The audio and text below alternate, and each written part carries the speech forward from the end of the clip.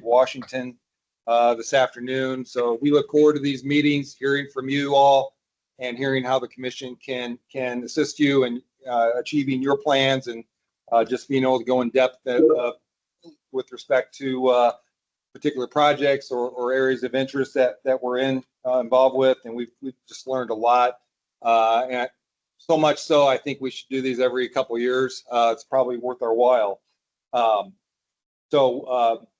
Mayor Stevens can't hear us, but we'll see her this afternoon. We'll see her this afternoon. We continue to get interest in the community development block grant that we're now administering, only for communities that want us to apply for it.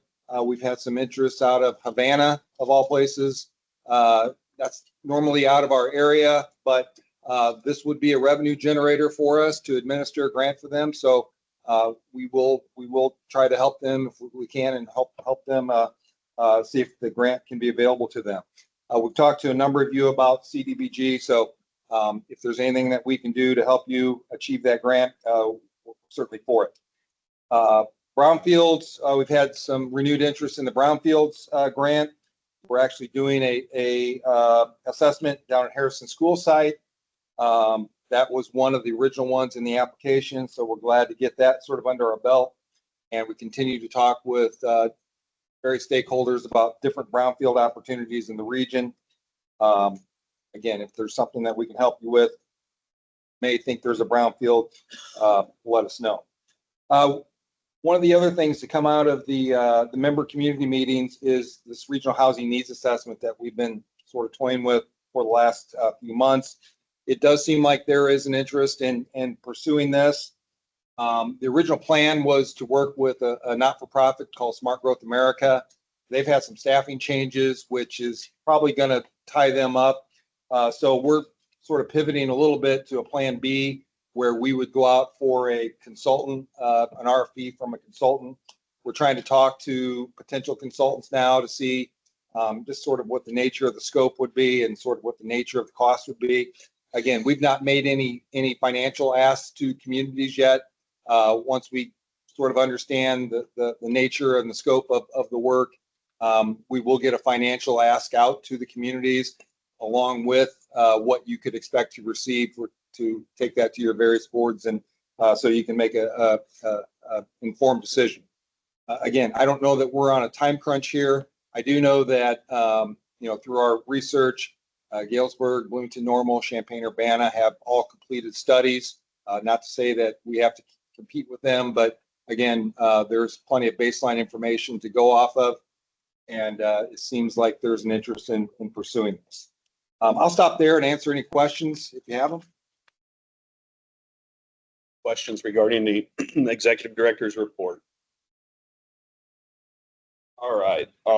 Seeing none, that puts us down to Ways and Means. I need a motion to approve May and June 2026 financial statements and billing.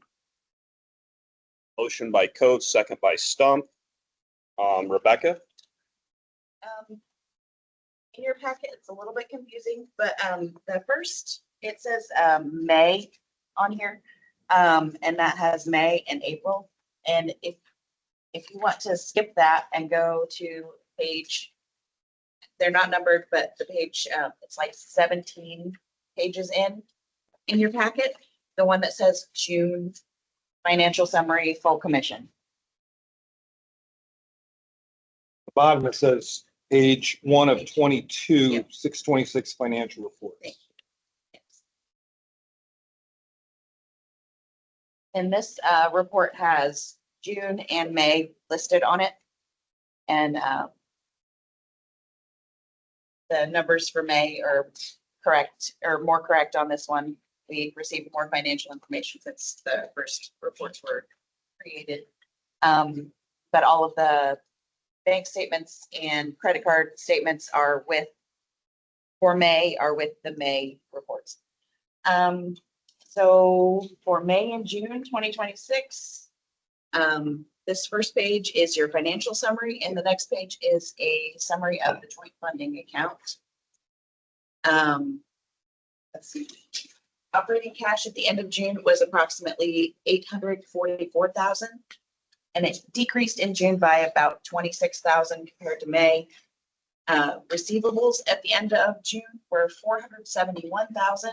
And of that, 262,000 was federal funds, 62,000 was state funds, and 147,000 was local funds.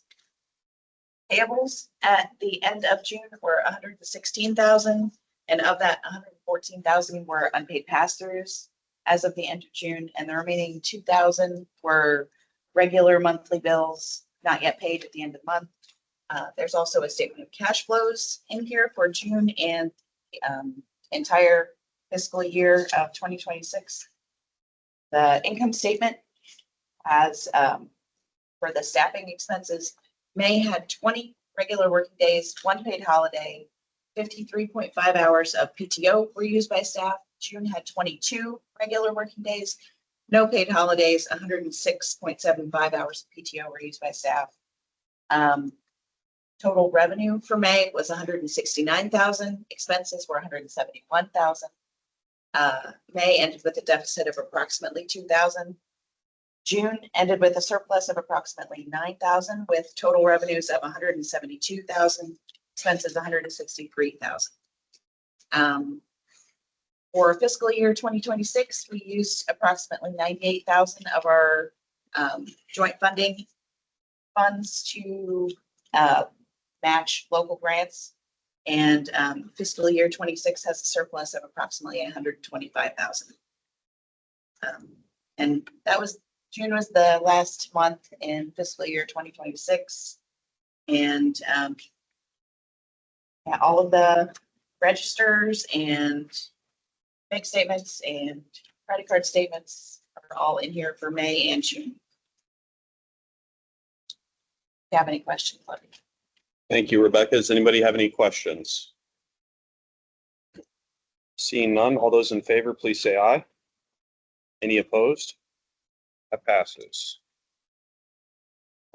Next up, under 8A, I need a motion to approve IMRF resolution for military leave service credit resolution 2705. Motion by Call, second by Ricka. Eric? Yeah, thank you, Mr. Chairman. This is a resolution that we tried to approve in a few months ago in May. We did approve it, but when I was doing the paperwork with IMRF, we approved it for a specific period of time, and they said that we needed to approve it for a general, like up to 2 years instead of this date to this date. So the resolution language changed for up to 2 years. So a sort of a clerical sort of misunderstanding with IMRF. We obviously corrected the resolution to suit their needs, and just ask you to consider this. Are there any questions? Seeing none, all those in favor, please say aye. Aye. Any opposed? Passes. 8B, if I could get a motion to authorize staff attendance at the APA Illinois Chapter Conference Resolution 2706. Mayor Wiggington and Mayor Call. Rima? Yep, that's me. Okay, so every year we try to send the planners who are interested and available to go to this conference because it is a very useful, valuable conference, statewide section of the Illinois Planning, American Planning Association National Conference. So this is a state version. This year we have 5 staff members who will be going if this is approved, and we're bringing it to you today because it's in Evanston. It's just a little bit more expensive, especially with 5 people. So that the not to exceed $8,000 includes the total cost for registration, lodging, travel, meals, and other related expenses. And it'll be September 30th to October 2nd. And the last thing is that have been approved to present at this conference about the bus stop accessibility plan, which we've been working on for the past year or so. So looking forward to it. Eric? Yeah, just to add on to that, thank you, Rima. Normally we wouldn't bring in-state conference attendance to you, but this exceeds the $5,000 that we're allowed. So we would bring this for your consideration. I would recommend that you approve it. There. And how many are attending? 5. Any other questions? Seeing none, all those in favor, please say aye. Any opposed? That also passes. Takes us down to 8C. I need a motion to authorize the executive director to execute an agreement with the city of El Paso for a 5-year comprehensive plan update not to exceed $20,000, resolution 2707. Crawford and Jones. This is Elsa. They had reached out earlier this year with the interest in getting that plan. And because it is an update instead of a complete overhaul and a new plan, that keeps it a little lower. So it's $20,000, not fully funded by El Paso and Thank you, Elsa. Any questions on that? Seeing none, all in favor, please say aye. Are there any opposed? That also passes. That'll take us down to transportation. First up under 9A. Michael, do you want to do all these at once or separately? We'll do each of those points Okay. separately, that'd be great. Okay. 9A, if I could get a motion to approve transportation improvement program amendments for the surface transportation project amendments, including roadway, bicycle, and pedestrian project additions, funding updates, and schedule modifications, resolution 2708. Coates and Stump. Go ahead, Michael. Okay, so this one, we have just 3 tip amendments. These are just specifically for surface transportation projects. We have 2 in Tazewell, 1 in Peoria County. So we have project TZ-21-01. This is for the construction engineering portion of the Furrow Road Bridge replacement. And we're just amending this project to move it to the current FY27 program. The second one is project TZ-21-02, and this is for the actual construction portion of the Furrow Road Bridge replacement. Once again, this one is also just being moved to the current FY27 program. And then last but not least, project PC-27-01. This is for the Radnor Road project in Peoria County. It is for phase 2 engineering from Illinois roads to Illinois Route 6, and then also for reconstruction of the roadway from Illinois roads to Ridgeview Drive. And this project is just receiving some additional congressional funding. With that, I'd be happy to answer any questions that you all might have. Real quick, Michael, on the last one, we have STBG R. Yeah, It's that's, a little over 4 million. It says 0%. oh, that's just, And then in the reason for amendment, it has adding STR funding. I'm guessing that's the STBGR. yes. Okay. And then the CMF, It's just kind of. that's just a Great. Excel error. Any questions for Michael? Seeing none, all those in favor, please say aye. Are any opposed? All right, on to 2A. If I could get a motion for public transportation project amendments, including project additions, funding updates, and schedule modifications, resolution 2709. Motion by Call, second by Parrott. Michael? Okay, so these are all public transportation projects, mostly for CityLink. So we have a total of 11. In all 11, the only modifications that we're doing here is just moving them into the current FY27 program year. So of the 11, we have 2 for the transit center. Project CL-24-05 is for installing signage and kiosks within the transit center downtown. And then project CL-24-06 is just for some facility rehab concrete work. And then of the 11, we have a total of 4 vehicle projects. Project CL-24-08 is for refurbishing some existing diesel buses.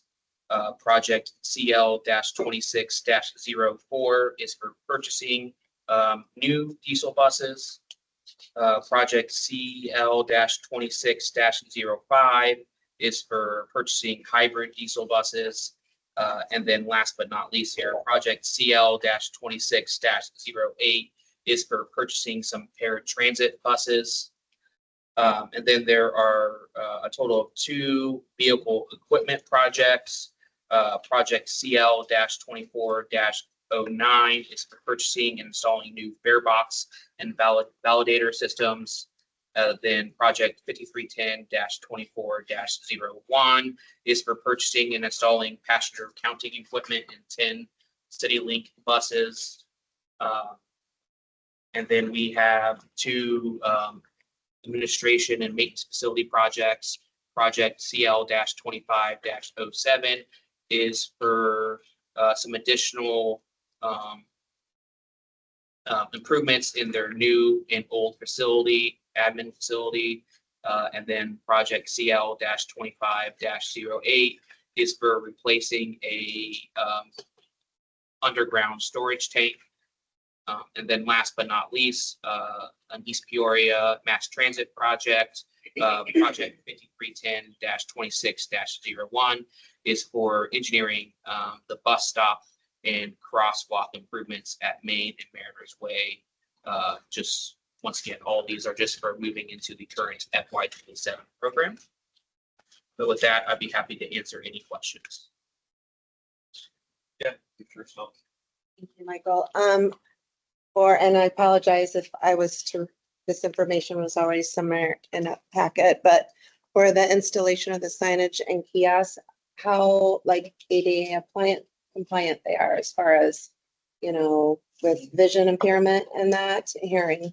Yeah, so those are going to be, and I can let Gavin speak on those because he'd probably be a little more knowledgeable because he's working on applying for some additional funding to add to that project. Yeah, we're talking about, Yeah, for the kiosk and signage. yeah, I mean, any new construction. They are, okay. In terms of the actual concrete of the facility, I think that's no, be worried about, there's no truncated domes, so that's pretty standard along with the crosswalks. Yeah, so the crosswalk. I'm sure that is the concrete and everything. I was more considering as far as vision impairment and that on the signage and kiosks. So The signage, I think, are going to be either digital or backlit. So there would be, perfect. yeah. I love that. That was my question. Thank you. Thank you. Any other questions for the team on this? All right, seeing none, all those in favor, please say aye. Aye. Are there any opposed? That passes. Next up, it'd be, if I could get a motion for 9.3 public transportation project amendments associated with IDOT's Consolidated Vehicle Procurement Program, Resolution 2710. Motion by Urick and second by Call. I believe this is also Michael. Yes. Okay, and just full disclosure on this one did not go through technical. We didn't get the information for this in time, but this is one that IDOT has asked us to expedite and get hopefully approved in August.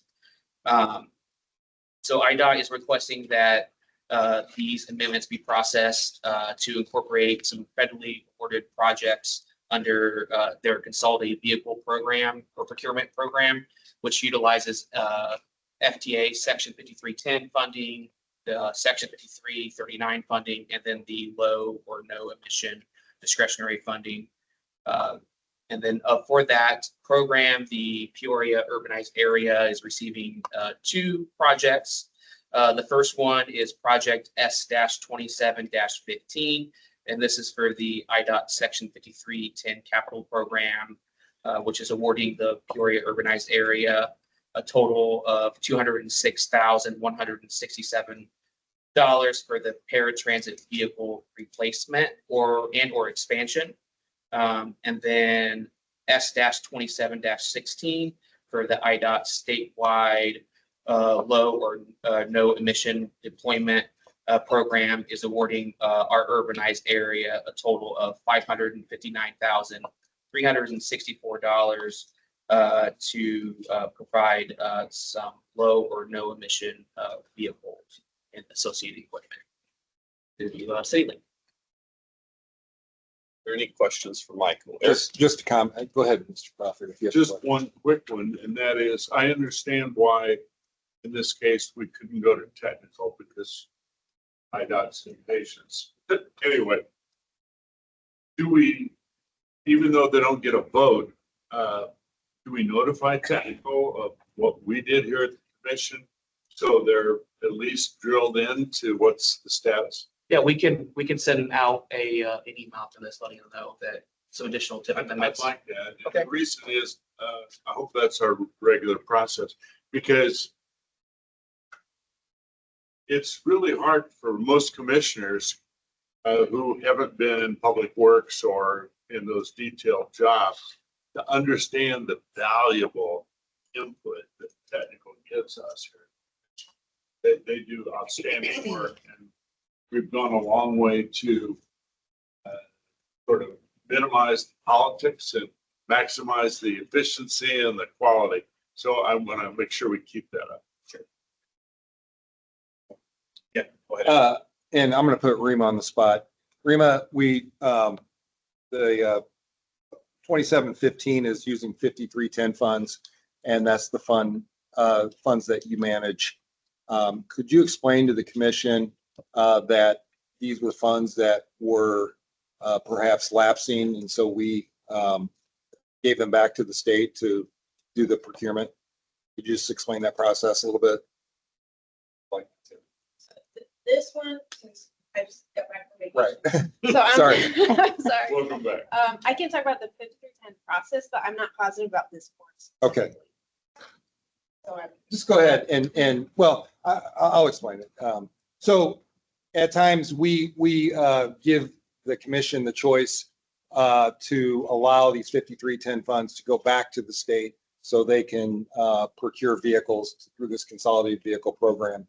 And we always tell you, we assure you that don't worry, these monies will get spent in our urbanized area. We're not giving them the state to spend them in Chicago or somewhere else. So I just want to point out that these are the 5310 funds that come back to that are allocated to our area, that are being spent in our area, not on a construction project or some other 5310 program, but on consolidated vehicle that's administered through the state program. great. Does that make sense? And I would add to that, currently there is an open call for the Consolidated Vehicle Procurement Program, CVP. So nonprofits and transit organizations are able to apply for these vehicles. That is currently open. I believe it's closing in early August, coming up soon. And I think this is important because in our community talks, we talk about one of the needs that we're hearing is these nonprofits' needs for vehicles. And this is their ability to access those state procured vehicles and use our funding for that. Thank you for that explanation. Are there any questions regarding this resolution? Seeing none, all those in favor, please say aye. Are there any opposed? All right, down to 9B, if I could get a motion to approve programming of projects selected through the 2026 combined call for projects and amend the transportation improvement program, including roadway, bicycle, pedestrian, and public transportation projects as outlined in the amendment summary, resolution 2711. Motion by Call, second by Dylan. Michael, is this you again? Yes. Thank you. Okay. So this resolution is for programming the recommended projects that came out of our 2026 combined call for projects. And then if approved, we would also amend the tip to incorporate these projects into our current tip. So the recommendation becomes before you all And it has been reviewed by a project selection subcommittee, staff, and then ultimately the technical committee reviewed and then recommended this funding package. Just to go over the process here, staff evaluated or went to technical to establish a project review subcommittee. Along with that project review subcommittee and staff, we evaluated each of the project submissions independently, and then we took the subcommittees and staff's gradings and then averaged those scores out to kind of come up with a project ranking. So the ranking kind of formed the basis for the funding recommendations, along with the available funding balance and then federal eligibility requirements. So going into kind of our biggest pot of funding here, which is our STBG funding allocation, which locally we divvy up that pot into 2 different programs. So 80% of the funding goes to what we call the traditional program, which is doing reconstruction or new construction work. And then 20% goes into our pavement preservation program, which is just for rehabbing the existing pavement. So looking at the preservation project here first, the highest scoring project was the East Peoria Centennial Drive resurfacing project, which the subcommittee recommended funding fully. And after funding that project fully, there was an approximately $171,000 left over in that category. And then looking at the traditional projects, the top 2 projects were, and these were tied actually, were the City of Peoria Abington Street Rehab Project and the Village of Peoria Heights Glen Avenue Rehab Project. And I just, so we are recommending funding this project, both these projects at 80%, but I do want to let you know, historically, the commission has funded traditional projects at 70%, and this was done to kind of help be able to have enough funding to fund as many projects as possible. But for this funding cycle, this is a little bit different because all the SBG funding that we have is from a carryover balance from the prior years, resulting in way back when projects came under budget, and then also just our conservative programming estimates. So to maximize the use of our available funding and to fully expend our STBG carryover balance, staff was in the project selection committee and ultimately technical committee recommended funding these projects at 80%. There was conversation at technical that the recommendation is for 80%, and this is just kind of a special case of doing 80% because it's being carried over, and they wanted to make it clear that this was a special case and not to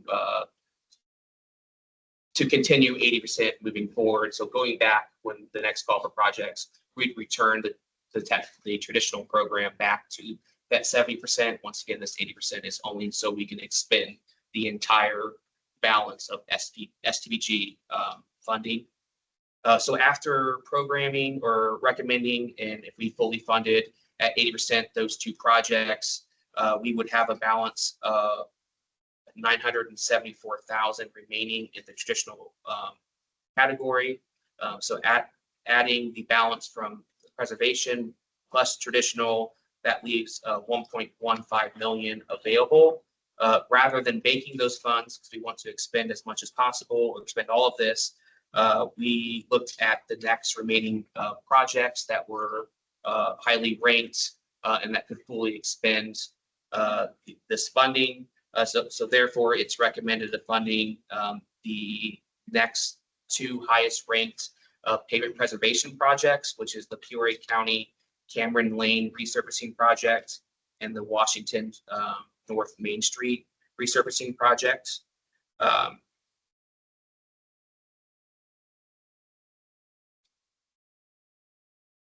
So this funding recommendation, I wanted to outline that clearly so you all understood those balances and how we expended the full STBG balance. So this recommendation program, or we're recommending programming approximately 5.4 million in federal transportation projects, including the SPDG projects, but also our transportation alternative projects and carbon reduction projects and Section 5310.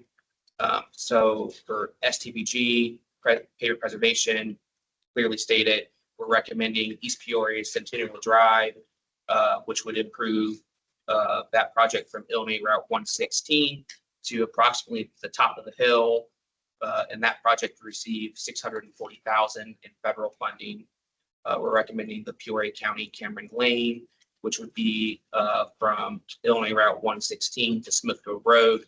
That project received $811,669. And then we'd be recommending the Washington North Main Street project, which would be from the 900th block of Main Street to the Washington Square, which would receive $334,423 in federal funding. For the SVG traditional program, Peoria Avenue Street project from Northeast Madison Avenue to Northeast Adams Street, which received $1,144,000. And then the Peoria Heights Glen Avenue rehab project, which would be from Knoxville Avenue to Prospect Road, which would receive $1,128,255,000 in STBG traditional funding. This project also has transportation alternative components and was actually ranked #1 under our enhancement funding category. So this project is also receiving an additional $431,745 in transportation alternative funding, which would amount to a total of $1.56 million in a total federal funding. So moving down to the enhancement program, I mentioned Peoria Heights already. The next project would be the Germantown Hills to Metamora multi-use path. They requested some additional engineering funding that was needed as a result of some phase 1 terminations of a additional drainage study, a retaining wall that would be needed to be designed in some temporary easement. So this is receiving additional $233,100. And then Morton Main Street multi-use path, which would construct the path from Nebraska to Portland, is receiving a total of $640,000 in federal funding. And then we had 2 5310 projects. One we're recommending for the Center for the Blind to improve their bus stop at their location for $24,000 in federal funding. And then the Pekin Park District is requesting some funding to help with their senior transportation to the Miller Center. And that project is $13,034 in federal funding.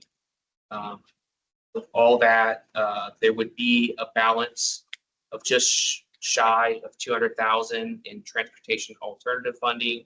And then there'd be a balance of $310,000 for Section 5310. That was a lot. I apologize. Please let me know if there's any questions. Wow. Start back at the beginning. Yeah. Any questions for Michael? Just a comment, feeling like Russ, because this is now the second time that I've been around for the rehab of Barnett. So, It's not all bad. They're not naming streets after you yet. All right, anything else?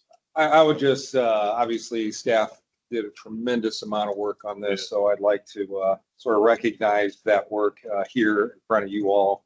And, you know, these conversations in the past have been tough at times and very perhaps controversial to say the least.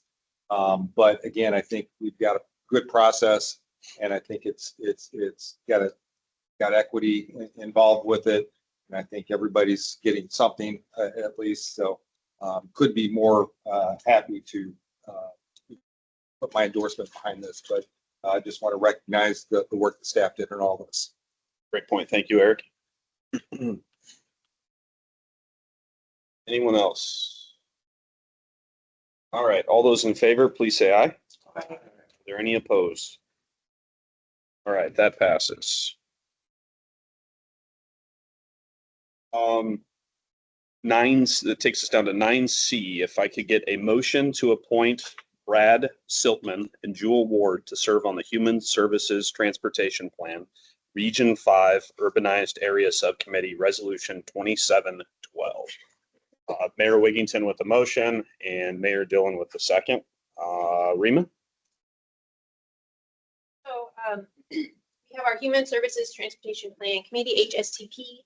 And there are actually two subcommittees there. There's rural and urban. In the rural one, we go through individual county boards to request appointments through that route. In this case, we're talking about our urban subcommittee. So this is the approving board. So we have had two vacancies recently, just folks who have left their positions and we're requesting new ones in their place. And actually, first, let me explain. So HSTP helps coordinate transportation services for seniors, people with disabilities, veterans, people with low incomes, anyone who basically needs extra assistance with transit. And so these two appointments are Brad Siltman, and he works with the Greater Peoria Mass Transit District. He is replacing the vacancy created by the departure of Dr. Shamrock Robinson. And, he is the Assistant General Manager. And then we have Jewel Ward, who is the Washington Township Supervisor, and she would fill the vacancy created by the previous Township Supervisor, Jim Bremner. And I would recommend both of these individuals to serve on this committee. Thank you, Rima. Are there any questions? Seeing none, all those in favor, please say aye. Aye. Are there any opposed? That passes. I want to take just a minute here. We recognized the audience earlier as I turned and looked at Rima. I saw Cheryl in the background. Just wanted to thank you for being here from the League of Women Voters and taking interest. Didn't want to skip you. And that takes us down to 10 updates. Anything from IDOT, Doug? The Illinois Transportation Enhancement Program is currently accepting applications through October 5th. So if you have any applications you want to submit to the statewide program, go online and submit away. Please ask for a letter of recommendation from the MPO. We're more than happy to provide that to you. And if you need any assistance in developing the application or narrative, we're happy to help you out with that too. Other than that, we'll be having our fall planning conference, our annual fall planning conference, Bloomington Normal, Wednesday through Friday, the first week of September. Which staff will be attending and presenting two different presentations there. That's all I have. That. Next meeting is scheduled for September 2nd, 2026 at 9 a.m. Unless there's any miscellaneous, I would entertain a motion to adjourn. Motion by Call, second by Dylan. All those in favor, please say aye. Good. Opposed? We are adjourned. Very good.